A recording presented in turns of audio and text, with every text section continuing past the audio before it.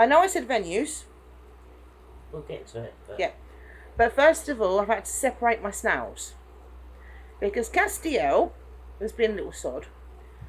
And he was in the corner of the tank and didn't know what he was doing. He was with his brother. And them two have been mating. So I was making sure they weren't mating. And they weren't mating. But Castiel was sucking all the calcium out of Dean's shell. Dean's shell has gone white. He had a hole in his shell. He seems to be recovering. I've got to leave him in the tank on his own for 2 weeks. Castiel is over there in the fish tank. Dean is over here in his normal tank. You can see the corner of the tank there. Dean is on his own, so is Castiel. They've been separated, properly separated. Because every time I kept separating them, Castiel kept going back to Dean. He's over there, he's got cuttlefish in his tank, he's got food, he's got water, and everything else, so he's fine. And Dean's got the same. Now the problem is, I only had enough soil to clean one of them out. And he's not been cleaned out for a while, so I've got to clean him out as soon as I can get some more soil. But he seems to be recovering. I did put a Facebook post up that my snail was ill. But the shell that had the shell. No, he's only got one shell. His shell that had a hole in it he seems to have covered it over with some mucus, and he seems to be growing it back. But the little sod won't eat any cuttlefish, and that's what's going to give him his calcium back. So I've got some natural cuttlefish which I'm going to give him, because at the moment he's got one that I got from Wilkinson in there. So I'm going to give him a natural one and see if that works, because that's what Dean Castiel's got, and he's eating his. So he's getting his calcium back in his shell, but Dean isn't. He's eating banana at the moment. But his shell is not in a good way. He's got a massive crack in it, and he's got a hole in his shell. So, like I said, he seems to be okay. He's doing alright. He's moving about a lot, which is good. And when he first done it, when he was moving, you could see the hole and you could see him moving. It was disgusting. But now he seems to be like, when he's moving about, you can't see inside. You can just see like this cover that he's put over it. And they said that snails, if it's a minor wound, they can fix it themselves. It's not a minor wound. It's quite a deep hole. Obviously, it's through his shell. But he seems to be okay. So I'm hoping I'm not going to lose him. I mean, he's moving about a lot, isn't he? Yeah. He's moving about right now. So he's going to his water. He's going to his food. He just won't eat the cuttlefish. I'm going to try and get some natural cuttlefish and see if that works. What are you doing? He's eating a stone. And see if that works. He's eating his stone at the moment. That's not going to help you, is it? Silly sod. Not the No. I got that stone off of East Beach when we lived in Southend and washed it really well, scrubbed it. He's got a lump of wood in there and his toys, and I've put some toys in with Castiel. I didn't want him being too lonely, so they've both got some toys in there. I mean, he's got his skeleton and group, and he's got an anchor and a ship. So it gives them something to climb on. And I've seen on Temu, they've got this little snail, and it's got like a skull for a shell. And I'm going to get him that for Christmas. But hopefully he'll be healed by then, I'm hoping. Because it is it's quite a damage he's done to his shell. But he seems to be healing. So, hello, eyeballs. He's looking at me. So hopefully he will get better, and then I can put them back together again. And if I keep giving him cuttlefish, because I didn't have any cuttlefish in there, then they will leave each other alone and be better. Anyway, you wanted to say something. Right, as you know, we went to Finland in January. For my birthday. For my birthday, and we were staying until February. Unfortunately, due to unforeseen circumstances, in Norwegian being complete and utter nasty people. Buttheads. We got stuck in Finland longer than we were supposed to be. And we were in bed one night, and the phone rang, and it was Mark. And he said that Tiggy, Squidgy, had a coughing fit, and he was convulsing on the kitchen floor. No, it was in here. It was over under my chair. Well, I don't know. I thought he said the kitchen floor. and he was convulsive. And he And- showed me Squidgy on camera, and the last thing I saw was Squidgy coughing. And I said, he'll be alright, he does it all the time. And then Mark shouted, and he was actually crying, and said that Squidgy had died in his arms. And we were both Devastated. devastated by it. 2 days I was crying Mark did bury him, and in the garden. there, he did bury him, which I was surprised about because Mark doesn't do a lot, and I thought, well, Squidgy would be lying there, but he did actually bury him. And Tiggy, his brother, is really suffering. He's having massive problems with his skin. Yeah. He keeps walking around looking for him. And I mean, this was in February. No, it's only March, was it? No, it's February. February, late February then. Yeah, it was late February. And he's still feeling the effects of losing his brother. We're still missing him like mad. There's no more sexy boy on the table. No, we miss the sexy baby on the table. And we miss him like crazy. But unfortunately, You did have a lot of health we problems. lost Squidgy. We've still got 6 cats Not 7. because we've got Ralphie, Yeah, the little pain in the butt. the one who keeps coming up and moaning, the one who made his presence known a short time ago, sticking his face in the camera. Did he stick his But, face in the camera? Yes. Oh, he okay. did.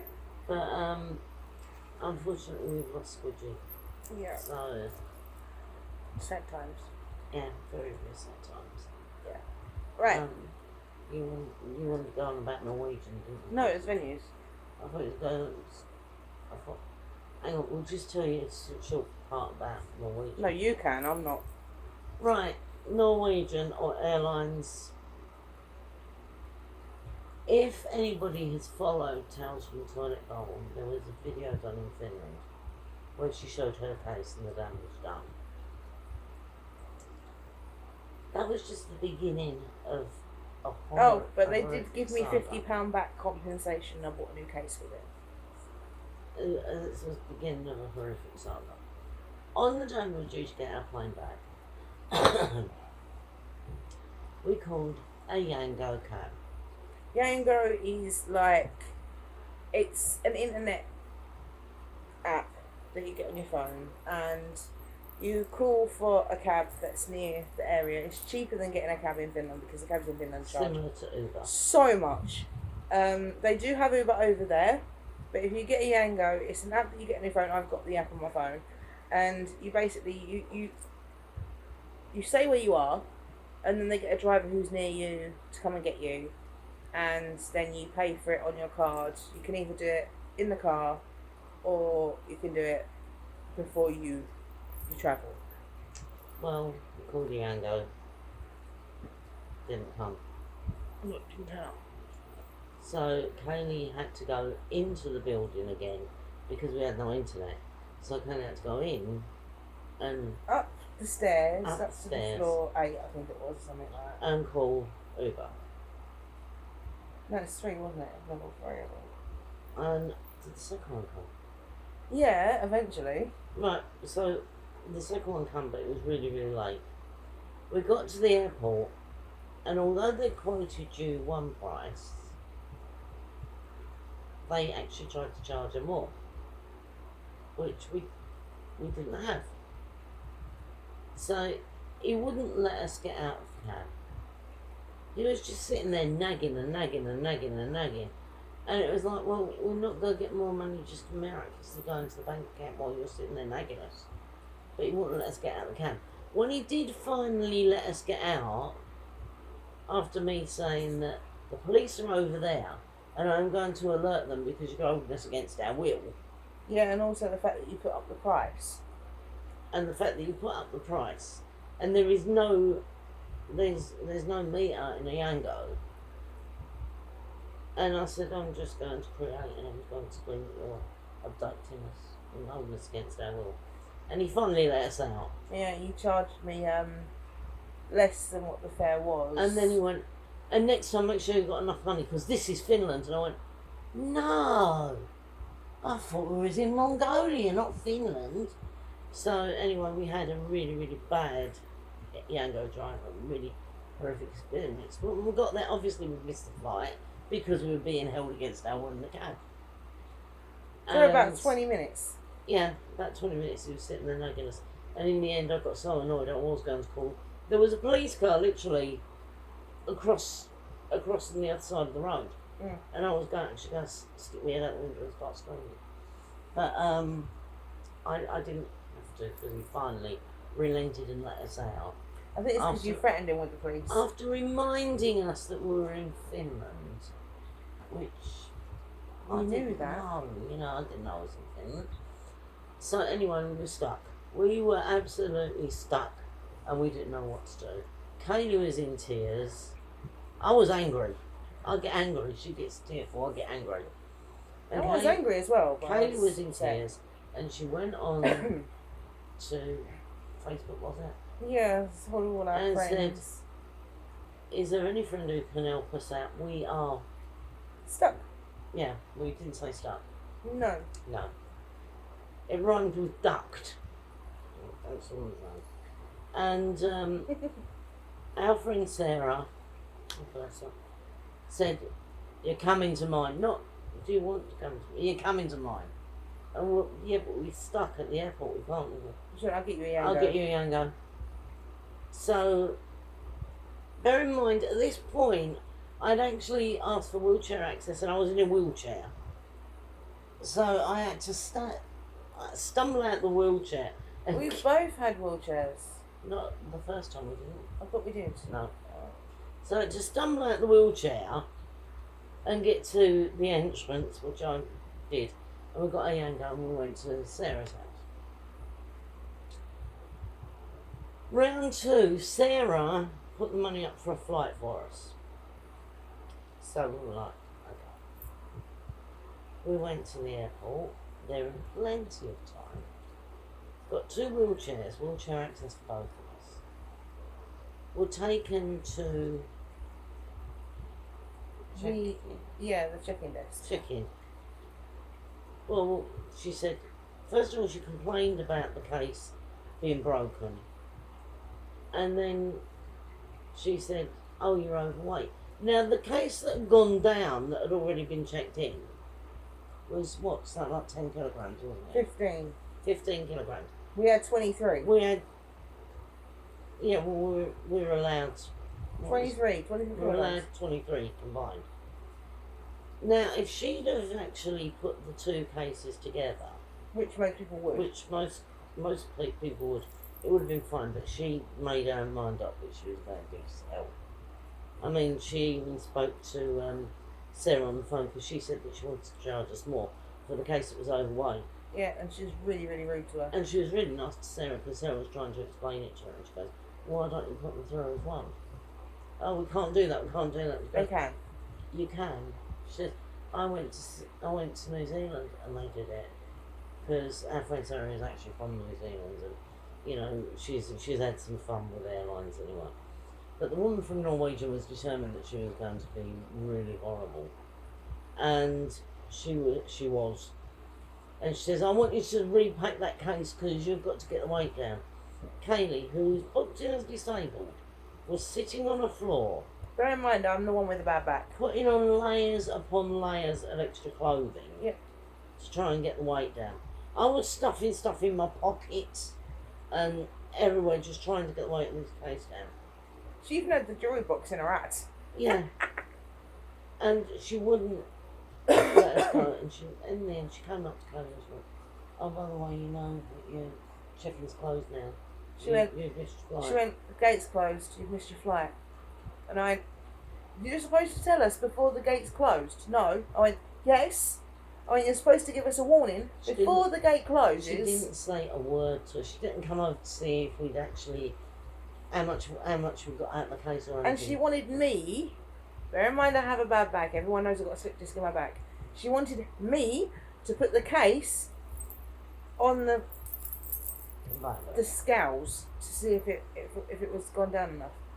I suffer from a slip disc in my back. If my back had gone, I wouldn't have been able to move. Like, I wouldn't have been able to sit in the wheelchair. I wouldn't have been able to stand up. It was absolute hell. And I said, I've really got to go to the loo. And I slipped over and landed in someone's wee. And I stank a wee. And I was like, I was just like, I cried. And I don't normally cry, I usually just get angry. And we phoned Sarah Apart from again. when we was in Prague, we cried then. Phoned Sarah again, and we were like, we don't know what's happening. She goes, right, I'll get onto the British consulate. And also, another thing that she done, because we hadn't eaten since like 5 o'clock in the morning that day when we went to the airport the first time, she done us a pizza and nuggets. So, and we were so grateful because we were starving. Yeah, I mean, she was amazing. She done us 2 pizzas and like nuggets because we were so hungry. And she was amazing. Yeah. She really was. So we rang Sarah and she went, right, I'm getting onto the British consulate, I'm ringing the British Embassy. Okay. So she rang the British Embassy. Now she's done this, we were at the airport in the hopes that somebody could actually help us out. Well, British Embassy come on the phone. I explained the situation, right? We won't pay for an extra flight. We won't cover the flight. If you're in trouble, we'll get you a lawyer. And I went, well, I haven't done anything illegal yet. But I'm getting very close to it. And she went, oh, we'll get you a lawyer, but we don't cover flights. So I rang Sarah and we're stuck again. She went, oh, right, come back here. So she sent a Yango for us. And we went back to Sarah's. Now, we knew that we couldn't get another flight until I got paid. Until she got paid, which was the beginning of March. Yeah, I got paid on the 2nd of March. Yeah. But, so I got the flight on 2nd of March. I couldn't get one until the 7th of March. So Sarah's put up with us for all this time. We were sort of trying to pay her back by watching the kids and doing a bit of cooking, cleaning up here and there. Yeah. And stuff like that. We were doing what we could. And Mark actually sent some money so as we could get some food in, and we got some bits and pieces. Yeah. But, you know, we were doing what we could. I mean, we felt like complete freeloaders, but we, you know, I made burgers one night and we made Very that nice. pizza. And the soup. Oh, that soup, that was a combined effort. That was Really nice. So, you know, But she let us go in the sauna. Oh, the sauna. Twice. Oh, yeah. It's She's really got weird because, like, She's got like, a sauna in the basement of her apartment building. if you're in an apartment building, every apartment building's got a sauna, and it's for like people who in the apartment to use. And if you've got a friend staying over, you can book it for them. So she booked us a slot, and we went in the sauna. And every 15 minutes, you have to get out every 15 minutes because you can actually die in a sauna. She wanted to stay in there the whole hour. I didn't mind dying. I had to drag her out the sauna and take her outside because you have to go and get air because it's like, it's a hot box basically. Yeah, it's lovely. And we were in there and sweating like hell, but I wasn't that hot. No, you were weird. We were going outside and having a smoke, and then we come back in every 15 minutes. So it's like 15 minutes in, 15 minutes going outside having a smoke, 15 minutes in, 15 minutes going outside having a smoke, and then at the end you have a shower. That's what you do, because you have to get all the sweat in that off of you because you sweat in there. She was sweating, but she wasn't hot. It's weird. So we went and had a shower afterwards. And I washed my hair and that, and it looked like someone had died. Native Finns going naked, but we were wearing our swimming costumes. Yeah, because Sarah said if you go in the sauna, this is the first time, she went, have a shower before you go in and get wet. Yeah, that no. So the second time I went in there dry. Yeah. We tried going in the dry. Yeah. Mind you, sitting on the towels was a good tip because I was burning the bum on that wood. Yeah. But yeah. And the further up you go, the hotter it is. And I was on the top shelf at one point. I was like, no.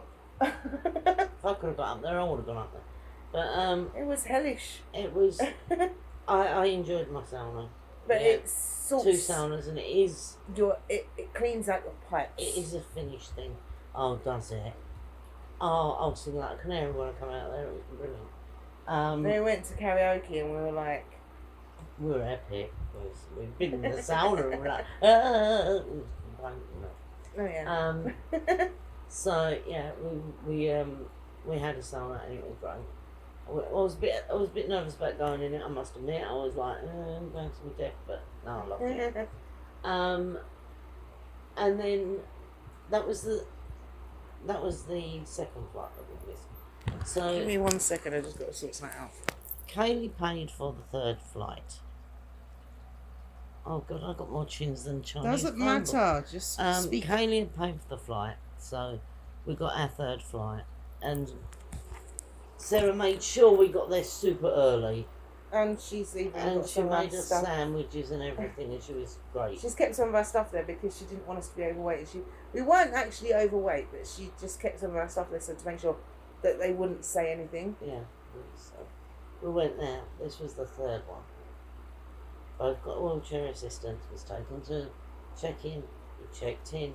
Was taken to the gate. Fine.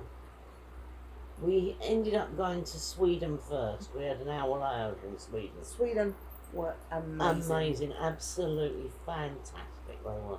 I mean, I got scared because when they take you through in a wheelchair, you see all these little bits that you wouldn't There's ordinarily go passport to. control. And this was the back of passport control, it was the back of it. And there was like these cubicles with curtains over them.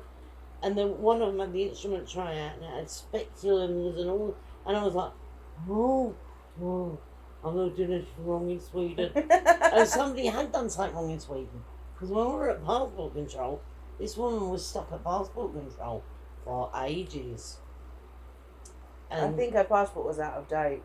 I don't know, but she might have had to go through to Because she had her driving licence out and everything else. So anyway, I think we were I was looking. I didn't want to go in those cubicles. And the woman on passport control was a little bit scary. Oh, she was lovely to me. She wasn't nasty to me, but she was quite stern and scary looking. And she went, "Can I take me out off?" So I took me out off. And she said to the man who was with me, "Bring it closer." So I come closer. I just wanted a better look at you. That's what she said to me as well. And then I went, oh, okay. And she went, go on, and give me a smile. So I was like, okay. They wheeled me onto the plane. She was okay then. When she knew that she was alright, she was like... Sweden met us from the plane. They were there before we even got off. They were amazing. And they were very efficient, weren't they? Sweden were, yeah. And we had an hour layover. And we were just... They gave us a nice little comfortable spot to sit at near the gate. And as soon as our flight came, they took us straight on the plane. No fuss, no messing about. Great. And they said your stuff's already on the other plane, so... Yeah, really amazing. Then we got on the plane to Stansted. Well, it wasn't the hell we had last time, though. We got to Stansted. Now, bearing in mind we had actually booked assistance, because we were early enough to get it. So... I did get it. Yeah, we got assistance.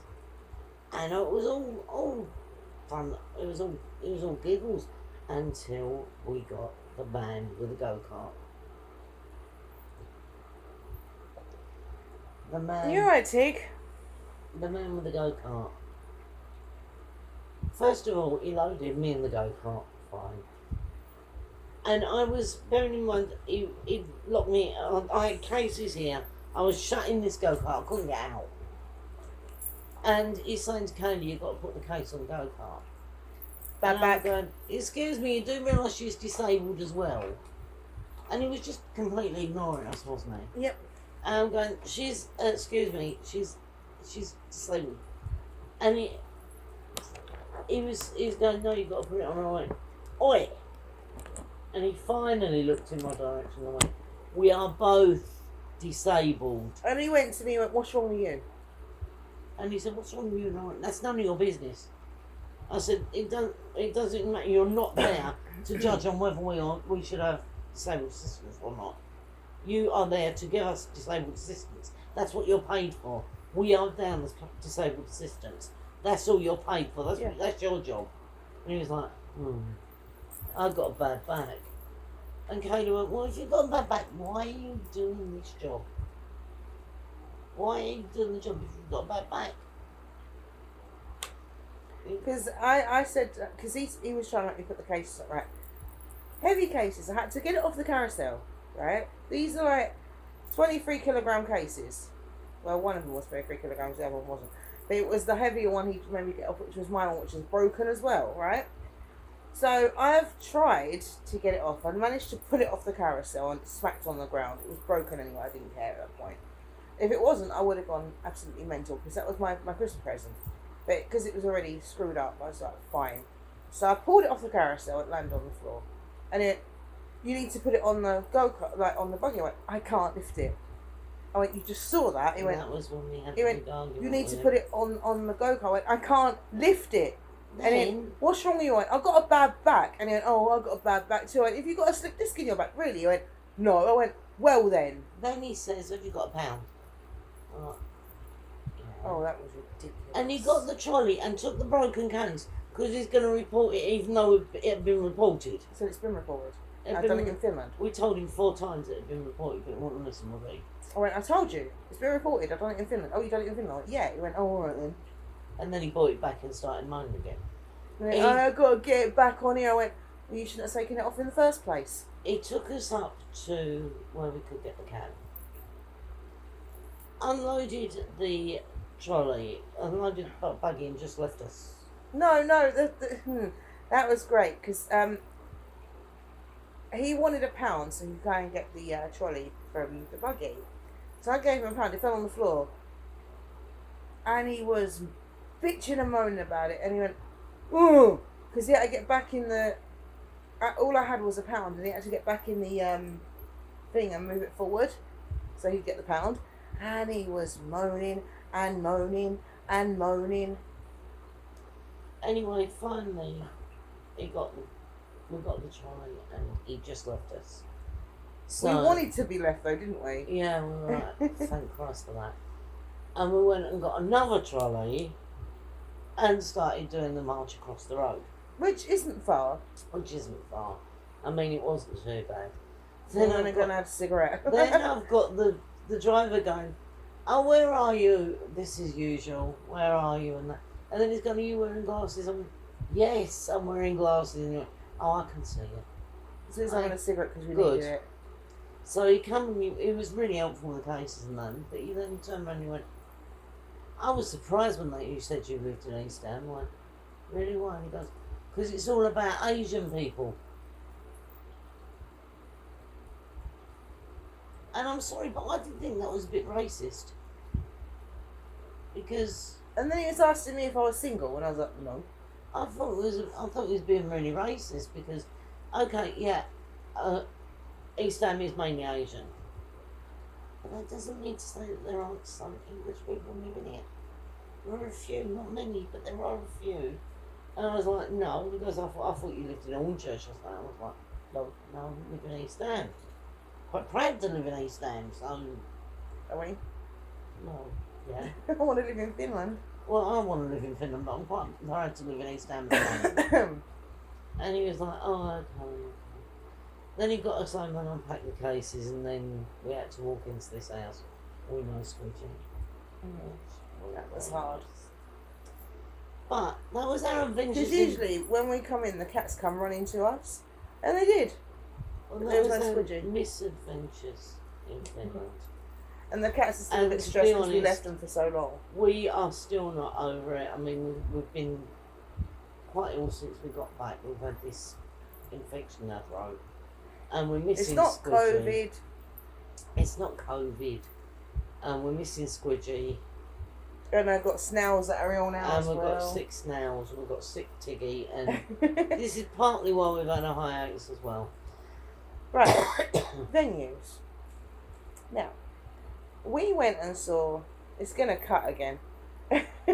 This is a series of videos.